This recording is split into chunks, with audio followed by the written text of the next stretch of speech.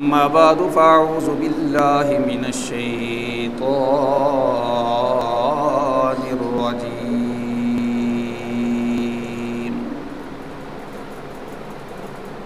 بسم الله الرحمن الرحيم.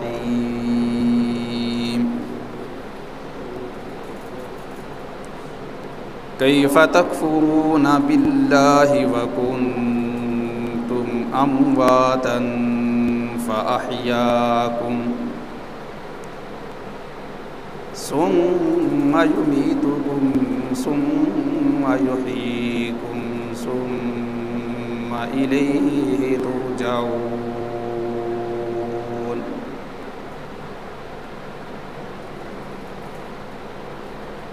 صدق الله العظيم وصدق رسوله النبي الكريم، ونحن على ذلك لمن الشاهدين والشاكرين والحمد لله رب العالمين.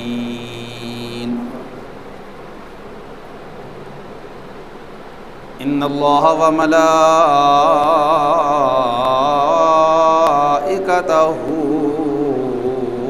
يصلون على النبي يا أيها الذين آمنوا صلوا عليه وسلموا تسليما. يا رب صل وسلم دائما أبدا على حبيبك خير الخلق كلهم.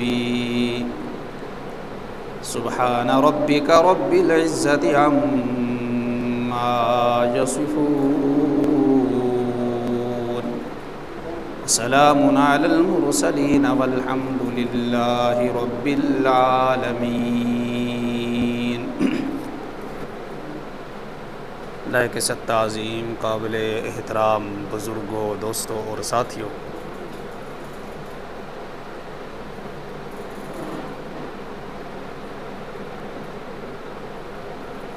قرآن مجید فرقان حمید کی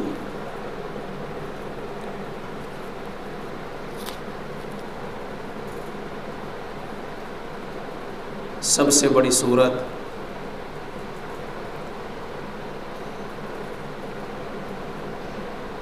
سورہ بقرہ سے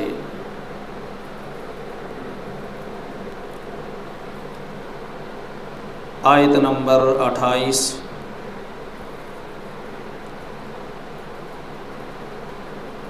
میں نے آپ کے سامنے تلاوت کی ہے.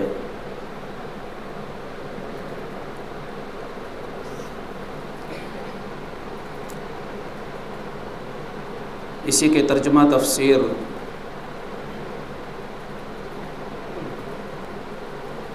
کے متعلق انتہائی اختصار کے ساتھ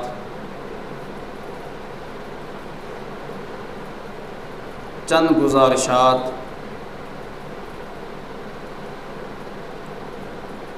آپ کے سامنے عرض کروں گا.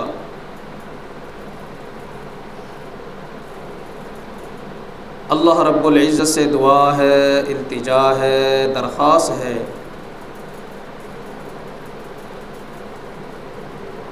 کہ وہ رب لم یزل مجھے قرآن و حدیث کی روشنی میں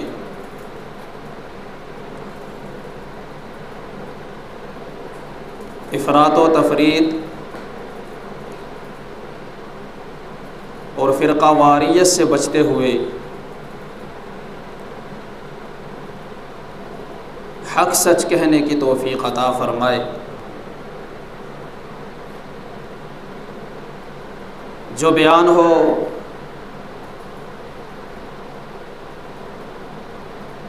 رب العالمین اسے اپنی بارگاہ میں قبول فرمائے، اور ہم سب کو قرآن مجید کو سمجھ کر پڑھنے کی اور اس پر عمل کرنے کی توفیق عطا فرمائے۔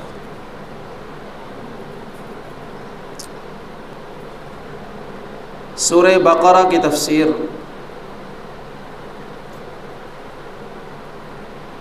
تسلسل کے ساتھ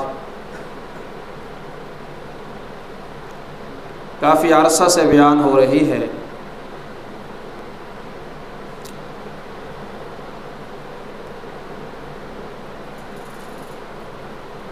آج کی تلاوت کردہ آیت میں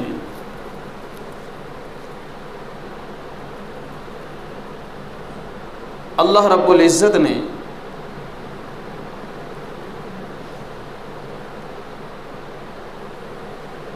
اپنے کچھ انعامات کا ذکر کیا،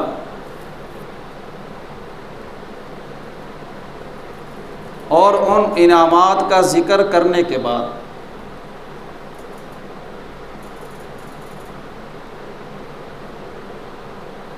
بطور تعجب کے پوچھا کہ اتنے انعامات الہیہ ہونے کے باوجود بندہ اللہ کا انکار کیسے کر سکتا ہے؟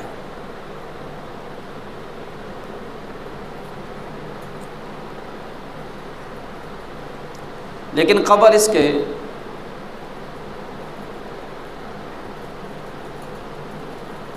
کہ میں اس آیت کے متعلق کچھ عرض کروں،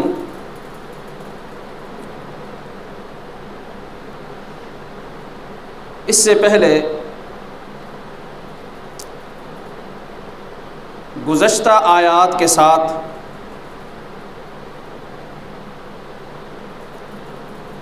اس کا لنک ربط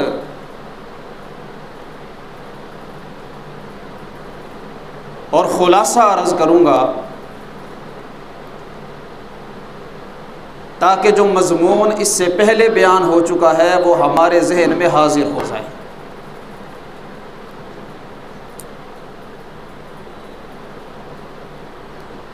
یہ سورہ بقرہ کا تیسرا رکوع ہے،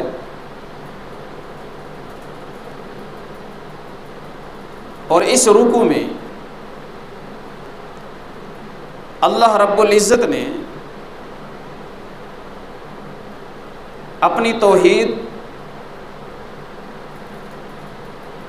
اور نبی پاک صلی اللہ علیہ وسلم کی نبوت اور رسالت پر واضح دلائل بیان کی ہیں،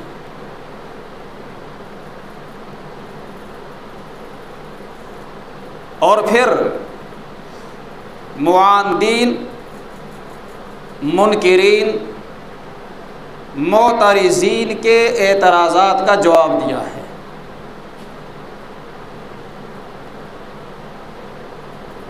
اس رکوع کے شروع میں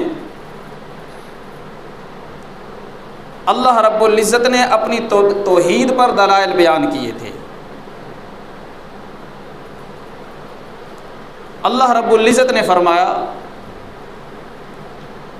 یا ایھا الناس اعبدوا ربکم الذی خلقکم والذین من قبلکم لعلکم تتقون،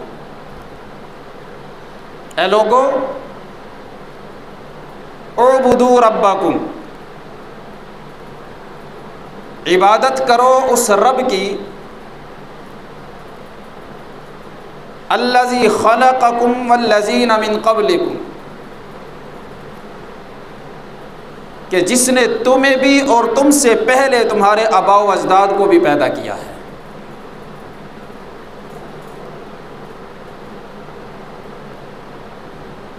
اور اس آیت سے اگلی آیات میں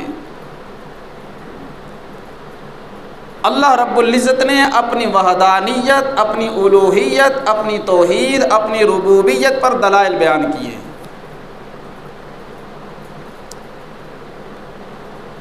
فرمایا الذی جعل لکم الارض فراشا،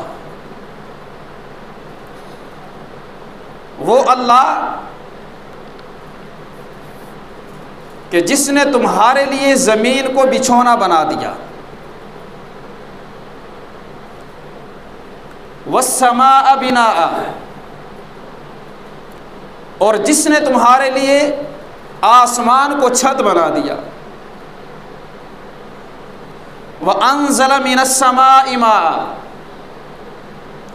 اور جس نے آسمانوں سے پانی نازل کیا، بارش برسائی، فأخرج به من الثمرات رزقا لكم، اور پھر اس پانی کے ذریعے سے اللہ نے تمہارے لیے پھل فروٹ غلہ اور اناج پیدا کیا۔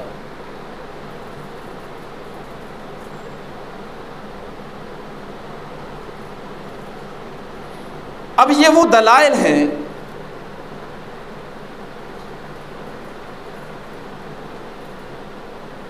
اللہ کی، یہ وہ نعمتیں ہیں کہ جن کے بنانے میں اللہ کے علاوہ کوئی اور شریک نہیں ہے۔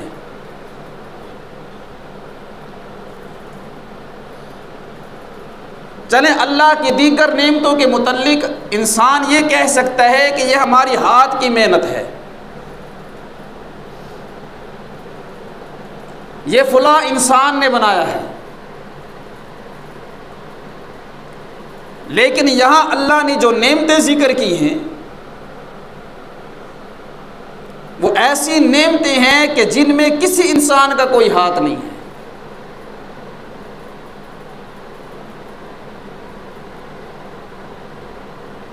فرمایا الذی جعل لکم الارض فراشا، کہ وہ اللہ جس نے تمہارے لیے زمین کو بچھونا بنا دیا۔ اب یہ اللہ کی وہ نعمت ہے کہ جو انسان کی تخلیق سے پہلے ہی اللہ رب العزت نے بنا دی تھی۔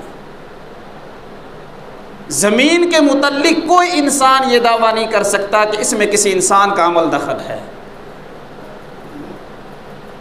اس میں کسی کاریگر کا عمل دخل ہے، اس میں کسی مخلوق کا عمل دخل ہے۔ والسماء بناء، اور اس کائنات کے بننے سے پہلے، انسان کی تخلیق سے پہلے اللہ نے آسمان کو بطور چھت بنا دیا۔ اب آسمان کے متعلق کوئی بندہ، کوئی انسان یہ دعویٰ نہیں کر سکتا کہ اس کے بنانے میں، اس کی کاریگری کے اندر کوئی انسان شامل تھا۔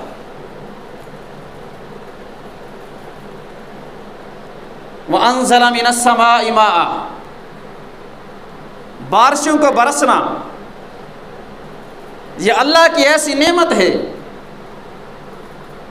اللہ کی قدرت کی ایسی نشانی ہے کہ جس کے متعلق کوئی نہیں کہہ سکتا کہ اس میں کوئی انسان، کسی انسان کا عمل دخل ہے۔ اور پھر اس بارش کے ذریعے سے فصلوں کا اگانا، فصلوں کا پیدا کرنا، باغات کا پیدا کرنا، غلہ اور اناج اگانا، ان چیزوں کے متعلق کوئی نہیں کہہ سکتا کہ کسی انسان کا عمل دخل ہے۔ کسان تو دانہ ڈال کے آ گیا تھا، وہ تو بیج ڈال کے آ گیا تھا، اب اس کو تو یہ بھی نہیں پتا کہ میں نے جو بیج ڈالا ہے، میں نے جو دانہ ڈالا ہے، وہ الٹا گرا ہے یا سیدھا گرا ہے، اس کو سیدھا کرنے والی ذات کون تھی۔ اور پھر جب وہ زمین کے سینے کے اندر پیوست ہو گیا، اللہ رب العزت نے اس دانے کو پھاڑا، پھر اس کو پھاڑ کر اس کے اندر نرم و نازک پودا بنایا، پھر وہ نازک سی کلی زمین کا سخت سینہ چیر کر باہر نکلی، اور پھر جب وہ بڑا ہوا، ہر قسم کے حالات سے، ہر قسم کے طوفان سے، ہواؤں سے، بارشوں سے، جانوروں کے کھانے سے، دیگر آفات سے اس پودے کی حفاظت کرنے والی ذات کون تھی؟ کیا ایک ایک پودے کے اوپر انسان اسلحہ لے کے کھڑا ہوا تھا؟ کیا اس نے کوئی سیکورٹی گارڈ کھڑے کیے تھے تاکہ یہ ایک ایک پودے کی حفاظت کرے؟ اس بارش کے ذریعے سے ان فصلوں کو اگانے والی ذات ایک اللہ کی ذات۔ یہ دلائل ذکر کیے اللہ رب العزت نے اپنی توحید پہ،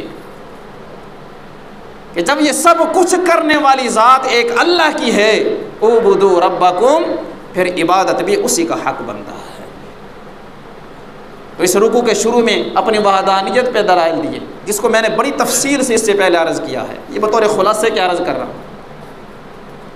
اور پھر آگے چل کر اللہ رب العزت نے نبی پاک صلی اللہ علیہ وسلم کی نبوت اور رسالت پر دلائل دیے ہیں، اور حضور صلی اللہ علیہ وسلم کی نبوت اور رسالت کو ثابت کرنے کے لیے بطور دلیل کے اللہ رب العزت نے قرآن مجید کو ذکر کیا ہے۔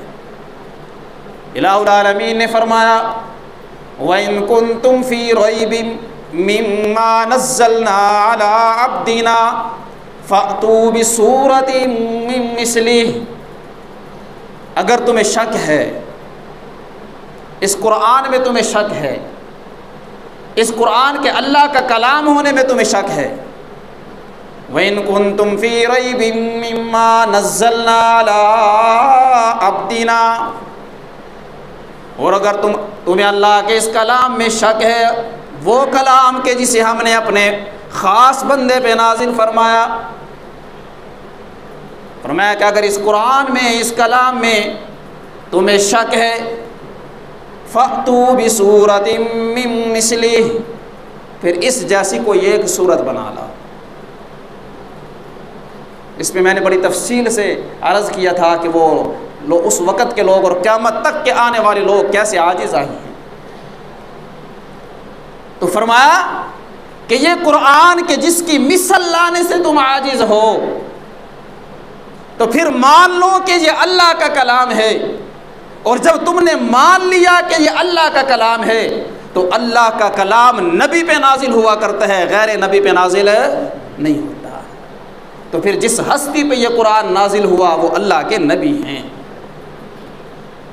تو اس آیت میں اللہ نے حضور کی نبوت اور رسالت کو ثابت کیا ہے، اور اگلی آیات میں اللہ رب العزت نے معترضین کے، اعتراض کرنے والوں کے اعتراضات کا جواب دیا تھا کہ انہوں نے جب کوئی بات بن نہ سکی اور کوئی توڑ لا نہ سکے، قرآن کی مثل لانے سے عاجز آ گئے اور کوئی دلیل بن نہ سکی، تو پھر کہنے لگے کہ یہ اللہ کا کلام کیسا ہے کہ جس میں مکھی کی مثالیں ہیں، جس میں مچھر کا ذکر ہے، جس میں مکڑی کا ذکر ہے، جس میں چیونٹیوں کا ذکر ہے، یہ اللہ کا قرآن کیسا ہے؟ اللہ کا کلام ایسا ہوتا ہے کہ جس میں ان گھٹیا چیزوں کا ذکر ہو؟ ان اعتراضات کا جواب بھی میں نے بڑی تفصیل سے پیچھے عرض کیا تھا کہ جو اللہ ان حقیر مخلوقات کو پیدا کر سکتا ہے وہ ان کا ذکر کیوں نہیں کر سکتا؟ ان کی مثال کیوں نہیں دے سکتا؟ تو یہ محض حسد کی وجہ سے اعتراضات تھے، وگرنہ یہ کوئی اعتراض نہیں تھا۔ آج کی تلاوت کردہ آیت میں اللہ رب العزت نے اپنے کچھ انعامات کا ذکر کیا، کچھ احسانات کا ذکر کیا، اور پھر بطور تعجب کے پوچھا ہے کہ ان انعامات کے ہوتے ہوئے تم اللہ کا انکار کیسے کر سکتے ہو؟ الہ العالمین نے فرمایا کیف تکفرون باللہ وکنتم امواتا، تم کیسے اللہ کا انکار کرتے ہو؟ کتنے تعجب کی بات ہے۔ کیف تکفرون باللہ، کتنے تعجب کی بات ہے کہ تم اللہ کا انکار کرتے ہو، اللہ کے ساتھ کفر کرتے ہو۔ وَكُنْتُمْ أَمْوَاتًا، حالانکہ تم بے جان تھے۔ فَأَحْيَاكُمْ، پھر اللہ کی قدرت اور اللہ کی کاریگری حرکت میں اللہ نے تمہیں جاندار بنا دیا۔ ثُمَّ يُمِيتُكُمْ، پھر وہ تمہیں موت دے گا۔ ثُمَّ يُحْيِيكُمْ، پھر وہ تمہیں زندہ کرے گا۔ ثُمَّ إِلَيْهِ تُرْجَعُونَ، پھر اسی کی طرف تم لوٹائے جاؤ گے۔ اس آیت میں اللہ رب العزت نے فرمایا کیف تکفرون باللہ، کہ تم اللہ کا انکار کیسے کر سکتے ہو، اللہ کے ساتھ کفر کیسے کر سکتے ہو؟ اب سوال یہاں پیدا ہوتا ہے کہ مشرکین مکہ، یہود و نصارہ، اہل کتاب، وہ اللہ کا انکار تو نہیں کرتے تھے، وہ اللہ کا انکار نہیں کرتے تھے، وہ تو اللہ کو مانتے تھے، وہ اللہ کو مانتے تھے، اللہ کا انکار نہیں کرتے تھے، وہ اللہ کو مانتے تھے۔ اسی لیے الہ العالمین نے قرآن مجید فرقان حمید 11ویں سپارے میں سورہ یونس میں الہ العالمین نے فرمایا، رب کائنات نے فرمایا، قل من یرزقکم من السماء والارض ام من یملک السمع والابصار ومن یخرج الحی من المیت ویخرج المیت من الحی ومن یدبر الامر فسیقولون اللہ۔ الہ العالمین نے فرمایا، میرا محبوب پیغمبر جناب محمد الرسول اللہ صلی اللہ علیہ وسلم، ذرا پوچھئے نا ان سے، من یرزقکم من السماء والارض، زمین و آسمان سے تمہیں روزی دینے والا کون ہے؟ ام من یملک السمع والابصار، اے میرا محبوب پیغمبر پوچھئے نا ان لوگوں سے کہ تمہاری سماعت اور بصارت کا مالک کون ہے، تمہارے سننے اور دیکھنے کا مالک کون ہے، تمہاری آنکھوں اور کانوں کا مالک کون ہے؟ وَمَن يُخْرِجُ الْحَيَّ مِنَ الْمَيِّتِ، اے میرا محبوب پیغمبر ان مشرکوں سے پوچھئے، ان کافروں سے پوچھئے، کون ہے جو میت سے، بے جان سے جاندار کو نکالتا ہے؟ وَيُخْرِجُ الْمَيِّتَ مِنَ الْحَيِّ، اور کون ہے جو جاندار سے بے جان کو نکالتا ہے؟ اے میرا حضور پوچھئے نا، وَمَن يُدَبِّرُ الْأَمْرَ، کون ہے جو ساری کائنات کے امور کی تدبیر کر رہا ہے، کون نظام چلا رہا ہے؟ فَسَيَقُولُونَ اللَّهُ، تو یہ سارے کے سارے کہیں گے کہ ایک تنہا اللہ۔ یہ مشرک کہیں گے، یہ یہودی کہیں گے، یہ عیسائی کہیں گے کہ یہ سارے کام کرنے والا کون ہے؟ اللہ ہے۔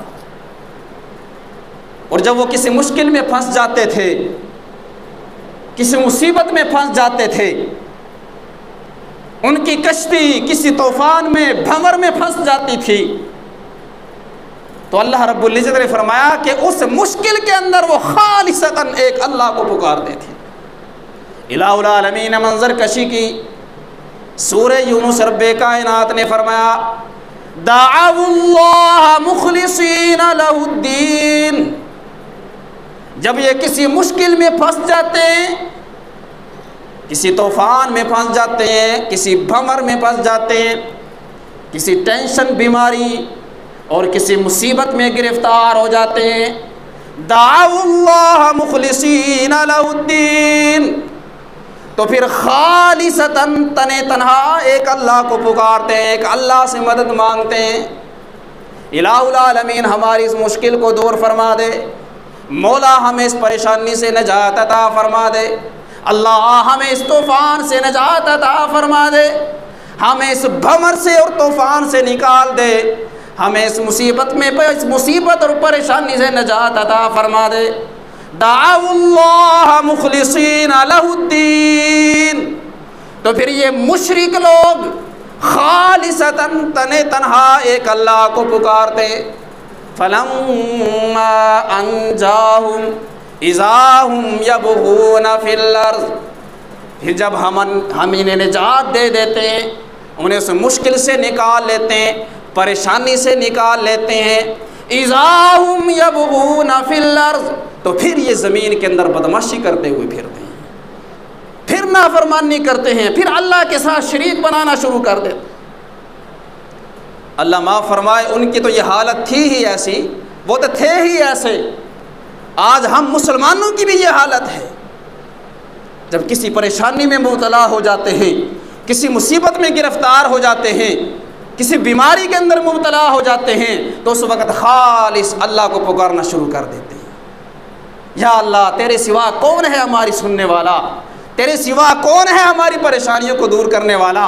تیرے سوا کون ہے جو ہمیں اس مصیبت سے نکال لے؟